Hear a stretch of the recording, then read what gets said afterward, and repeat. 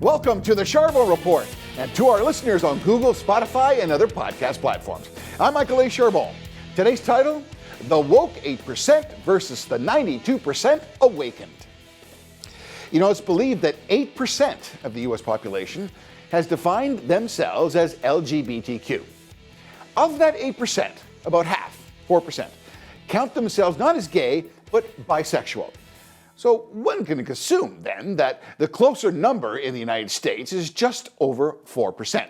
But since no one knows the real numbers, let's just assume it's 8% and is reported as just over about 20 million LGBTQ Americans live on the continent. That means that 92% of 350 million Americans are heterosexual or generally considered straight.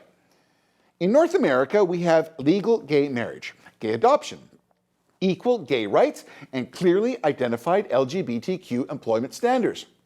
Regrettably, in other cultures, the LGBTQ community is persecuted, discriminated against, and subject to suffering, torture, and even threat of death. This is reprehensible and is not a view that will ever be tolerated or considered ever in North America. Never. Unfortunately, still on this continent, we still see tragic suicide rates for LGBTQ youth that has much more work still to be done.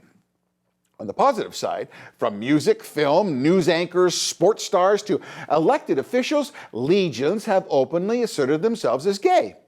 Here, the LGBTQ community is represented, respected, and really celebrated.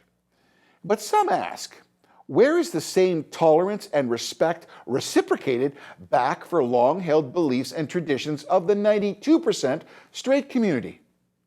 A community who wishes to protect phrases, expressions, and traditions akin to their belief systems, where they proudly say men, women, boys, and girls. They continue to ask, why then is the 92% expected to alter how they should express their normal because 8% believe in a different worldview? Now, I hear you yelling, what and who are you to determine what is normal? Listen, normal is your perception and what you believe to be normal for you. Being gay is normal for those who are gay.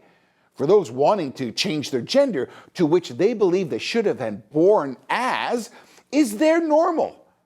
And you know what? They have that right on these shores to choose and make that choice. What you do in your bedroom, who you want to decide to love or live with is your business and your normal, and not for me or anybody else in the world to judge, ever, ever. But I have to admit, some are alarmed as radical extremists push feelings of guilt, shame, and non-exclusiveness upon the majority who are still within their rights to celebrate and choose their traditional values, while still openly accepting those who think and live differently. Consider this. How is the concept of buying a blue Easter gift for a boy or a pink gift for a girl wrong? Or simply addressing them as he and she? That's even brought into question. Has the woke army manipulation of change just gone too far? Far to the other side, where it's actually offensive to be heterosexual in America? Think about that question for a sec. The alert of the woke's agenda began when COVID parents, they witnessed some school board curriculums teaching a divisive critical race theory, promoting to some the unacceptable premise of an ever-oppressed black student by a systemic elitist guilty white student. They saw the 1619 Project, as a false revisionist historical reality.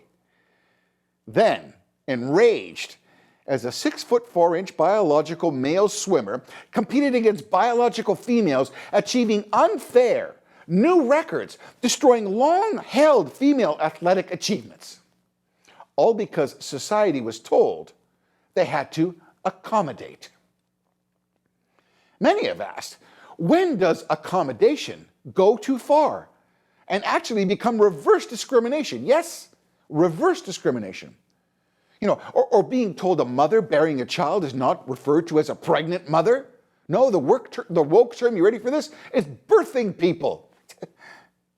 Has society's patience and tolerance been pushed beyond the threshold of mutual respect?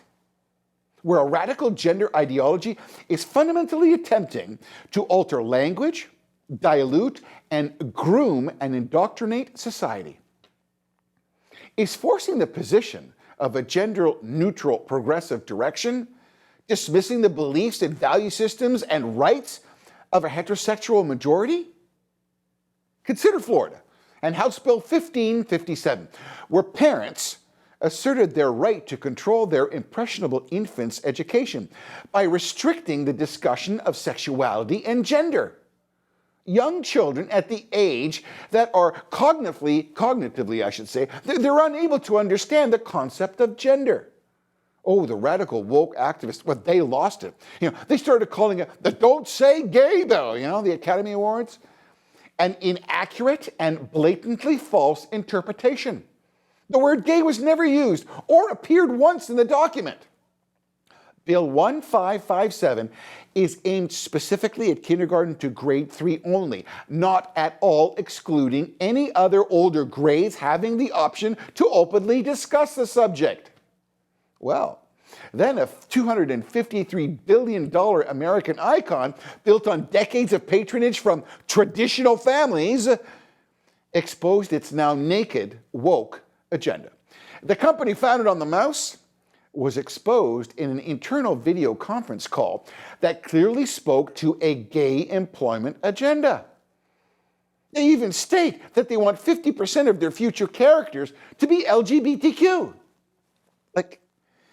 And then, you ready? And then they stated they no longer greet their attendees with the phrase, ladies and gentlemen, boys and girls. No, can't do that. It's not considered inclusive enough.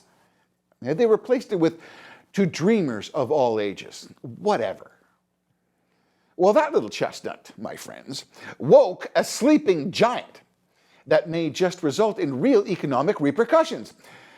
Why, it is now wrong to support a little boy's cowboy imagination or a girl's princess's dreams of making wishes come true in a flowering pink dress? Has woke culture finally just pushed it too far and they're getting just a little ahead of their skis? Ultimately, the consumer will decide the appetite to support or even boycott those businesses who have become too woke and afraid to even say, ladies and gentlemen, boys and girls. How the heck did we ever arrive here? Finally, please press like, share, and subscribe wherever you get your podcasts. For more episodes, visit thecharbonreport.com. Until next time, God bless and stay safe. I'm Michael A. Charbon for the Charbon Report.